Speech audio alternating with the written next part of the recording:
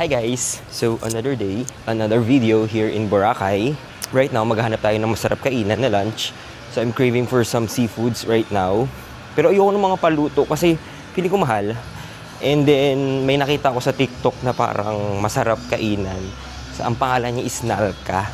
So napakalapit lang niya dito sa aking pinagstayan, which is dito sa may part ng Station 1, yung Sirin La Playa. In less than a minute, you'll reach the shore already. So, yun siya guys. Medyo iskinita lang siya, but it's fine. You see that? It leads you to the ocean. You see that? It's nice. It's very nice. Ang sarap lang kasi dito sa Station 1. Ito yung pinaka-trip kong swimmingan kasi, itong part na to ng Boracay, which is yung Station 1. Tignan nyo guys kasi. Ang lawak nung ang lawak nung shore. Dito rin kasi ako tumatambay, dun sa may, ayun kung may makikita yung puno na yun, yung shade na yun, masarap tumambay dun. You see that? It's very, kalmada lang ang dagat. So, Nalka, we're going to Nalka. At tara, kain tayo. Dito tayo sa Nalka. You see, ito siya guys. Nalka, seafood and oysters. Let's go. So, hi guys. So, nandito na ako sa loob ng Nalka. Picture niya guys. May ano siya, overlooking siya dun sa dagat. Tapos, ito yung menu nila guys. Hindi makita. Ayan. So, pause nyo na lang kung gusto nyo makita yung prices. Pero, o-order muna ako. Ayan guys. Puro siya seafood actually. And also, may mga drinks, cocktails, and everything. So, dumating na yung order natin. Umorder ako nung kanilang rice bowl na kare-kare. So, liempo siya, pork liempo with gulay. Deconstructed siya. Kasi nakahiwalay yung sauce. And then, umorder tayo ng kinilaw na oyster. Tapos, ito yung sinabi niya parang prawns na tiger something.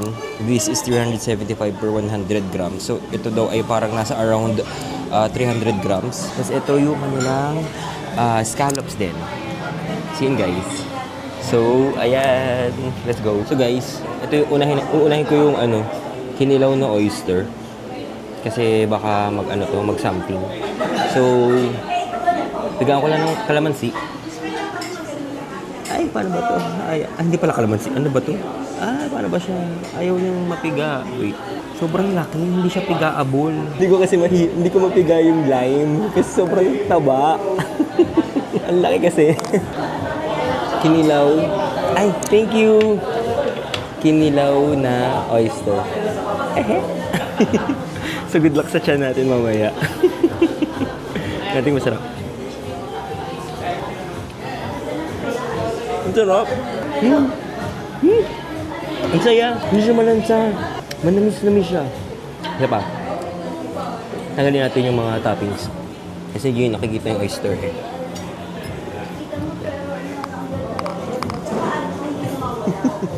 Ang saya. Tuwa ako. Expect. Alam mo yung kinilaw. Kasi minsan kapag kinilaw, malansa. Hindi siya malansa. Fresh. Ang sarap. Happy. Ito ako sa una. So ito naman ay, what's this? Scallops. Grilled scallops. Ganun lang siya. As is lang siyang ganun. Grilled scallops.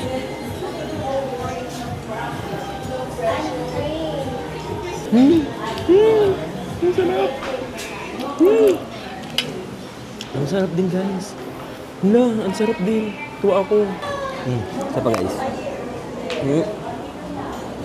Ang saya. Ang sarap. Ang sarap. Ang tuwa ako. Ang sarap. Perfect with Coke. Next naman natin is itong tiger prawns. Sabi ni ate girl. So this is baked. Ano siya guys? Parang siyang bake something. Tapos may cheese sa gitna. Autofocus.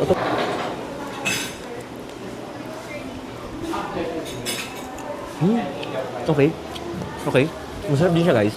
Pero hindi ako na-blown away. Kasi alam ko na yung lasa niyan eh. I mean, it's normal prawns. Pero masarap din. This is the prawns.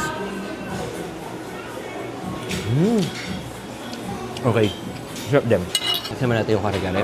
Lagyan natin ng liempo, lagyan natin ng talong, lagyan natin ng pechay, lagyan natin ng sauce. Bagoong. Siya guys. So meron yung liempo, nataklo pala ng pechay. Pechay kang talong, bagoong, and the sauce. Sarap din. Sarap. Tuwa ako. So far guys, ito pinakamasarap. Ang fresh niya. Ito guys. Ito pinakamasarap guys. Magkano nga to? 200 lang to, di ba? 200 something for 4 pieces. So far, ito yung pinakagusto ko. Ang fresh ng lasa niya.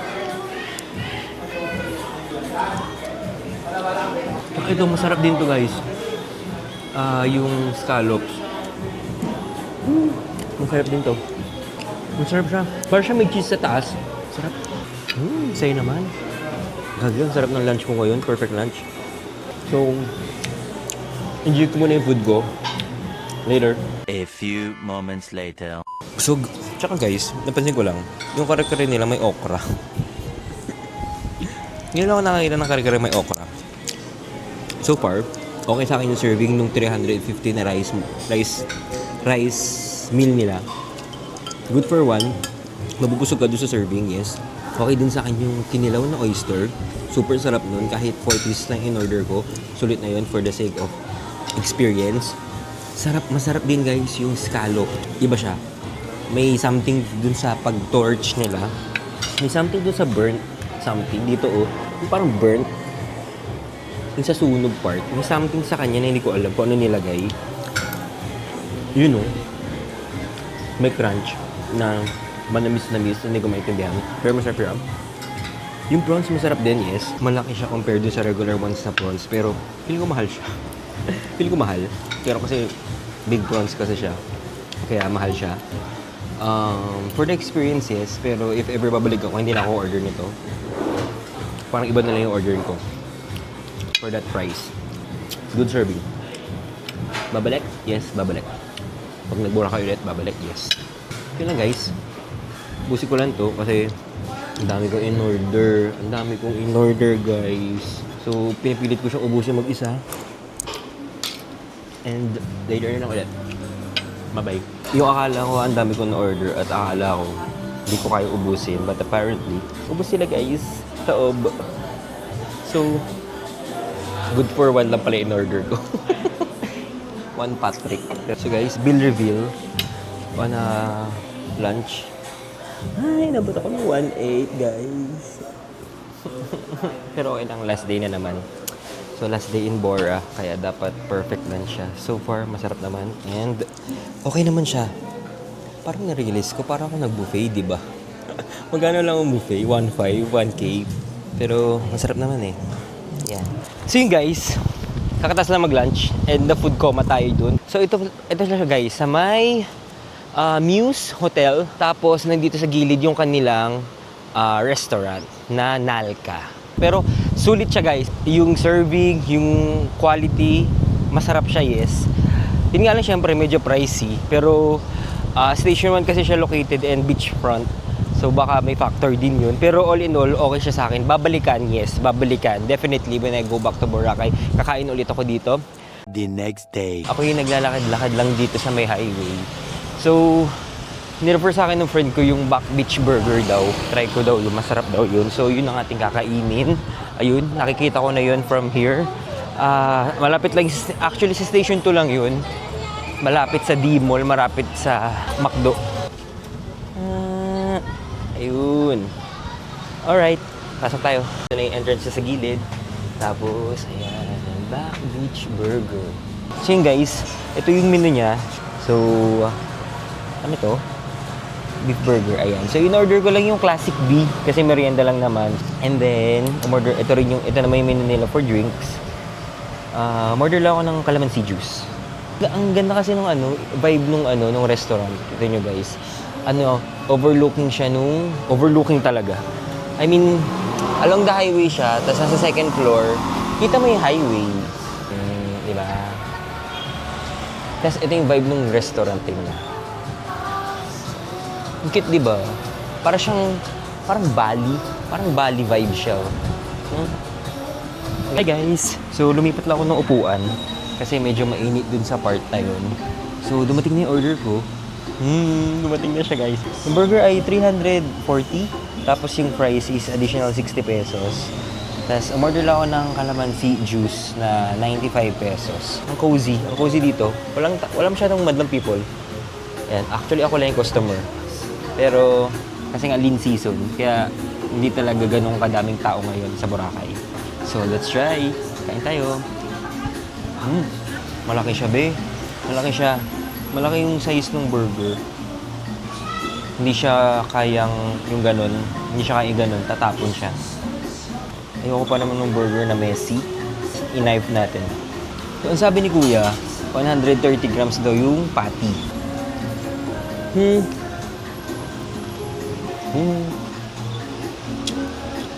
Anything else or like mayonnaise, hot sauce? Okay. Parang bait nila kasi nung nakita na naging video ko. GCash and cash payment lang pala sila. Hindi sila nag-accept ng credit card. Since naputol ko na naman siya, kailangan talaga siyang kainin ng nakakamay. Focus. 2 hours later. Island chicken inasal. Kung nakikita niyo siya guys. Tara, kain tayo. So guys, dito tayo sa loob. So ito yung menu nila. Chicken inasal. So nag-range siya sa up to 300 pesos. Tapos meron ding mga food na ganito. May mga sisig, etc. At meron din silang mga ito, yan. Masarap yung, natry ko na dito dati yung fancy. Pero sobrang mahal niya ito, 650. I mean, mag-isa lang ako. At saka ang dami niya, hindi ko yung mauubos. So, yan guys. So, order muna ako guys and I'll be back. Yung kanilang pecho. Tama? Pecho, breast and wing. This is 270 pesos. And then, umorder din ako ng sinigang na baboy para meron akong soup. So, all in all, mga around, magano to, 700. Tapos, nag-service water na lang ako. Ang feel ko too much yung sinigang. Pero kasi gusto ko ng sabaw, kaya umorder na rin ako. Though meron silang kansi soup, kaya ganun lang daw yung kansi soup. Like, single serving, 80 pesos. Ayoko naman ng ganun. So, tara, kain tayo. Focus. So, para siyang mga inasal. Pero, mas red yung chicken dito compare sa mga inasal.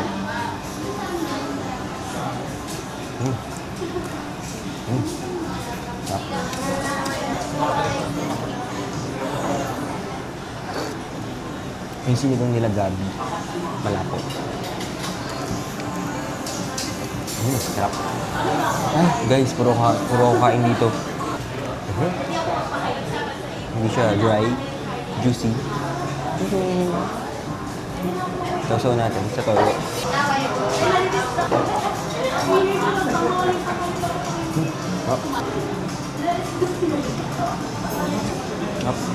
Yung sinigang, basic sinigang. Sinigang sa gabi. Ang masarap din dito guys, yung kanila atsara on the side. Yung atsara sila kasama. Bagay na bagay sa inasal.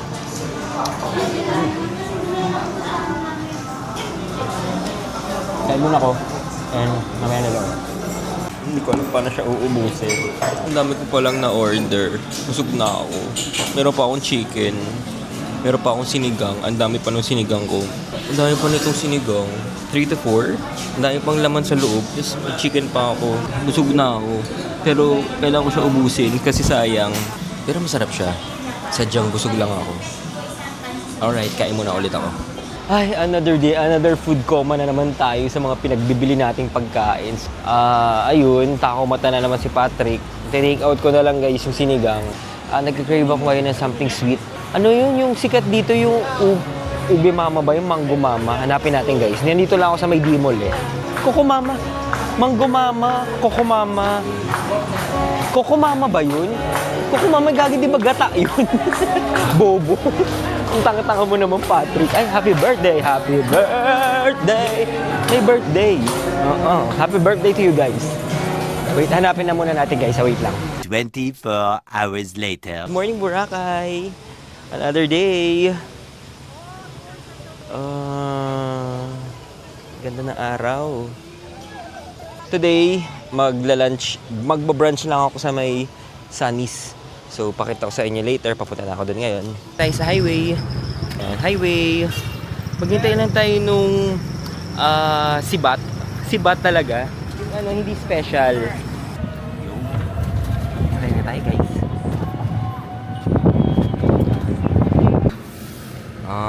Syempre hindi kumpleto ang Boracay trip mo. So, overlooking siya ng may daanan din dito kasi sa gilid, tsaka meron dito sa restaurant. Ito kung gusto mo lang tumawid, gusto mo lang mag-vlog or something. So, overlook, diretso siya ay Station 1. Look at that.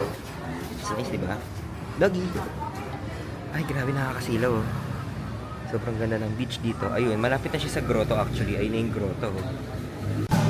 Hi guys, so dito na ako dito ako sa may second floor umupo. Ito yung mga rice meals, sandwiches, meron ding grilled shrimp sandwich. So i-pause nyo na lang kung gusto nyo tignan yung buong menu ha. Huwag na kayong demanding, chart. So yung mga drinks din dito, syempre, nakaiwalay na menu naman yung drinks. Ito. So, diba? Doon medyo nakakasilaw siya kasi tanghaling tapat pero nakakakalma. Ang ganda, ang saya. Ay, sana araw-araw tayong ganito, guys. So, order muna ako and I'll be back. Later, mamaya. Kasi ito yung order ko, yung tuna salpikaw. Kasi nainggit ako doon sa kabilang table na ang ganda ng itsura ng tuna salpikaw nila sa $4.95. So, order na lang din ako ng the usual, mango shake. So, wait lang natin yung order natin and kain tayo. Dumating na yung order natin. Tuna salpikaw with java rice. Tuna side up, 2 eggs and with salsa na siyang kasama. And also, order ako ng mango shake. And with this meat. Ay, ang sarap diba guys? Kain na tayo. Let's eat. Tuna, rice, and salsa. The perfect bite.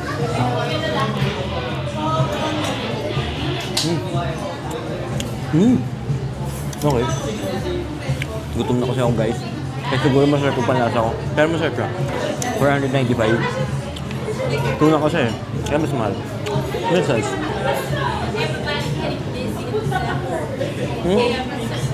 Tapos lagyan natin siya ng rice. And lagyan natin siya ng salsa. Kaya ganyan. No? Stop. So far, nag-enjoy ako dun sa tuna salpikaw. May lasa siyang parang adobo. Parang gano'n, may gano'ng vibes.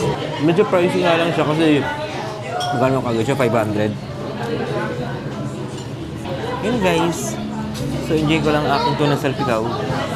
Bye-bye.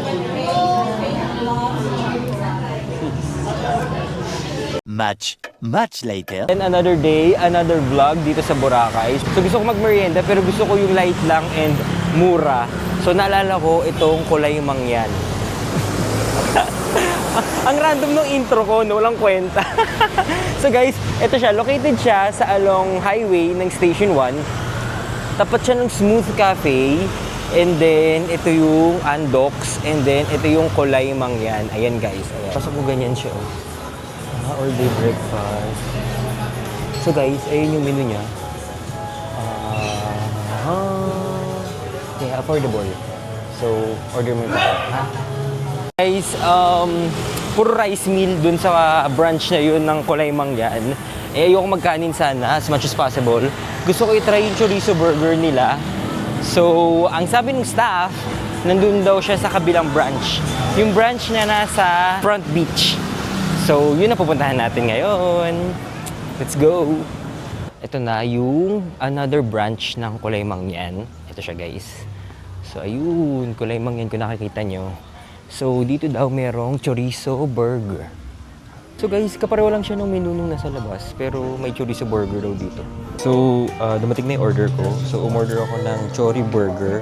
At saka yung mga sikat sa kanila, which is yung budbud rice burger. 180. Medyo pricey, pero gusto ko siyang itry kasi sikat daw siya. Tsaka nakita ko sa TikTok. Tapos ito naman, budbud rice. This is 110. beef kasi siya. 100 kapag pork. So yun guys. Kain mo na. Let's eat.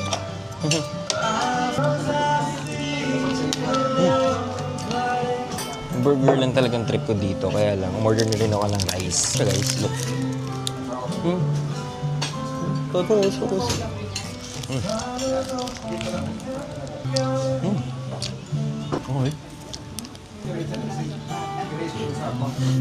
Alright. Masarap siya guys.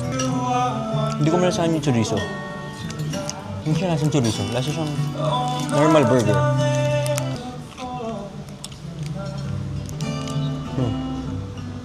Meron siyang tomatoes, may cheese, sibuyas. Meron siyang parang sauce na barbecue sauce. So, hindi ko ma-describe yung lasa. Pero masarap siya. Pero ulitin ko ba? Pwede. Pero hindi siya yung parang, kumain tayo ng chori burger. Hindi ganun. Pero masarap siya. Kasi sa 180, ano ba makakain ko sa 180? 180 na burger. Hindi ko nang iniisip. Pero, support local.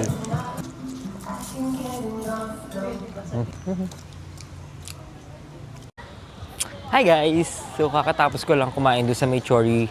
Kulay Mangyan pala. Kumain ako ng chori burger and nung beef budbud. So, masarap naman siya. Tsaka mura. I mean, naka 290 lang ako doon. May rice na, may burger pa. Masarap siya para siyang may barbecue sauce na chorizo. Parang ganoon. So, medyo more on the sweet side siyang burger. So, try nyo rin siya kapag nagpunta kayo dito sa Bora. Kung gusto nyo ng mga tipid dito. Tsaka kung nakita nyo yung menu, ang mumura ng mga menu compare sa ibang restaurant. Kaya okay din siya, guys. Yun lang. The following day. Hi guys, I'm back here sa may La Carmela na area. So ito guys, yung lunch buffet nila. Let's try sa loob kung masarap. So yung kanyang lunch buffet ay $295. Ito yung menu nila for today. Ginger mussels, lemon beef chicken, meron din fried fish. Ay, chop suey pala. Ginatang kalabasa. Garlic shrimp pa. Tsaka ang kanilang soup ay pork sinigang. Sulit na yun $295. Ang dami mo nang makakain. So, nakakuha na tayo ng food natin doon sa buffet kanina. Ginataang kalabasa with shrimp, beef, sauteed, something, rice, chicken, tsaka beef parang calderette, fresh fruits, and pork sinigang soup. Kain na tayo guys. Diba guys? Sobrang sulit na nito sa $295. Kasi kung kumain ka sa labas, magkano isang meal? $150? Ano pala, isang ulam, isang kanin, wala pang dessert. Ito, kompleto na. May drinks pa. Yep. Kain muna ako. Bye-bye.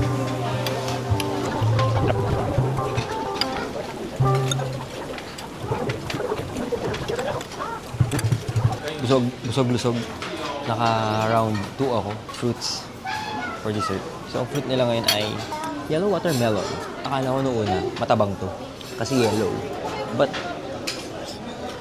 hindi. Ang dami siya guys. Sulit na sulit. Lunch buffet dito. Much later. Hi guys! So I'm not sure if kung narinig nyo ako ng clear kasi may nagsasaxophone sa likod ko. So right now, nandito ako sa Smooth Cafe. Sa may station 1 lang siya guys. May nagsasaxophone sa tanghaling tapat. Kasi may saxophone. Lakas maka-honeymoon. Pero nagkakape lang naman ako. Ang init kasi guys. Yan, so magkape muna tayo. So, kape by the beach. Kape by the beach. Yeah. Ganun lang. Loving you is all that I can. Lagyan ko mo ng placement ng table niya, sir. Ay, sige po. Wala naman akong ordering food. Ano ba yan? Nahiya naman ako bigla. Hey guys, this is life. Coffee on the beach. With that background music. So, umorder ako ng cold brew. So, ito ay beans lang. Literal. With milk. So, yun na guys. Chill muna ako dito. Bye. Much later. Dito kami magdi-dinner sa may Mandarin Bay and Kineso. So, ito, nagpa-dinner buffet kami dito. So, ito siya guys. Look at it. So ito siya guys sa loob. So, merong live band guys. May sorbetes, wow. So, sliced fruit, merong chicken binakol and butter squash soup, butternut, usual rice, vegetables, spicy garlic, ano to? Mixed vegetables, mixed vegetables, mixed seafood, may basmati rice and everything. Ayan, may crabs. Alright. At dito na may seafood area. Nalagyan mga sushi guys. Tapos roasted chicken. Tapos, meron rin ganito. Ano to? Parang ipapaluto mo pa siya. Something. Yung lamb. And yung steak. Yung rib. Prime rib. Yun siya guys. Yung pinaka-highlight ng buffet na to. Yung rib na yan. Look at that. Hi guys! So, I'm not sure kung maingay ba ako sa background. Kung ako lang ba naririnig nyo. Kasi katabi ko yung banda. So, may banda kasi dito guys. Look. May kumakanta. Tapos, ito na. Nakakuha na kami ng food. Rib eye. Wala to sa Carmona eh. Kimi. So, syempre, yung mga menu rin pinakita ko kanina, yun din naman yun. And then fruits. So, another buffet. Ano ka na po talaga sa May bumaboses, guys. Ang doneness nito ay, well, medium rare. Pero depende yan sa trip mo, guys. Kain tayo. Meron din ako kinuwang seafood. Parang mixed seafood. Siyempre wala kang panunod. Steak, guys.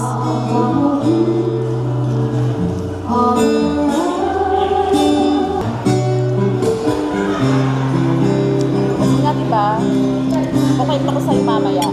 Kain muna kami, guys, ha? Matas na namin mag-dinner. Busog, lusog. Sulit naman kasi only steak. Ang daming pwede mong kainin. Nasarapan din ako dun sa seafood medley. Masarap din yung cakes nila, guys. Nagustuhan ko yung cakes nila. Hindi sila... Kasi diba sa ibang buffet, parang kapag cake, icing. Dito talagang bread. Talagang tinapay siya or talagang cake siya. Ang price pala dito is 1,499, no? 1,499. Tapos, kaya lang, wala pang drinks yun. Ito yung add-ons. Ayan. 380 kapag yung standard na drinks. Tapos 680 kapag yung mga premium na may mga wine. Siguro gagawin ko to kahit once lang every visit ko sa Boracay. Kasi 1.5 kasi siya eh, di ba? Tapos yung drinks pa na 380. So okay siya siguro kung mga one time, big night. Gusto nyo ng unlistic. Tapos hindi rin siya ganun ka-crowded, guys. Yun lang. Okay naman siya. Good. I'll see you later. Bye-bye.